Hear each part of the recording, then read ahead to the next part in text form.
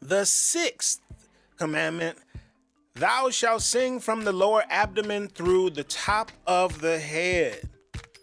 One time I heard of a person who asked Shaka Khan how she hits those notes so high, so powerfully, and she referred to her voice as a laser beam. She said, it's just a laser. I just send it out and it just gets there. I wasn't there at the conversation, but it made perfect sense to me. You have to imagine one line of sound going from the bottom of your abdomen, which is why we move our belly button away from our spine when we breathe in, using that, keeping it down there, pressing it down like a gas pedal, going beautifully through your balanced onset, and you have to sing it through the spaces in your face because each space in your face has its own note. Say that again. Each space in your face and each angle where you send the sound, each angle is a different note. I mean, everybody's instrument is different, but if you sing up here, that's kind of like where the higher notes go. But if you sing down in your chest, that's kind of like where the lower notes go. So every angle from your chest all the way up through the top of your head has its own note.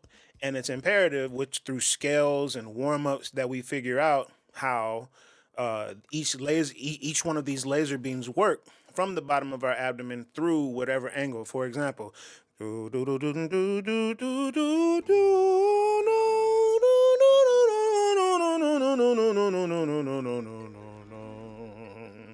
okay, even when I went up there, you notice that it sounded a lot more nasally than the lower notes, right?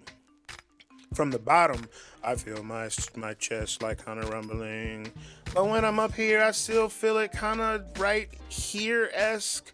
But when I go up here, I definitely feel like I'm sending it out the top of my head. Okay, so also you should try falls. It's a good warm up and cool down after singing.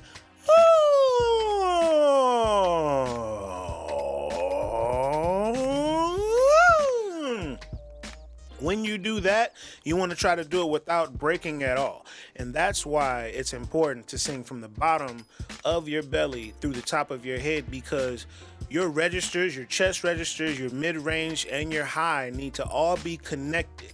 You can change the texture of the sound by making it raspy or airy for love songs or something like that, but you always want to be able to connect it. You don't want to have to sing a song and switch registers and sound like a completely different singer just because you went to a different section of your voice. That's why you shall sing from the lower abdomen through the top of your head, because these spaces in your face are your great connectors through the registers. I could go more into that now, but let's move on.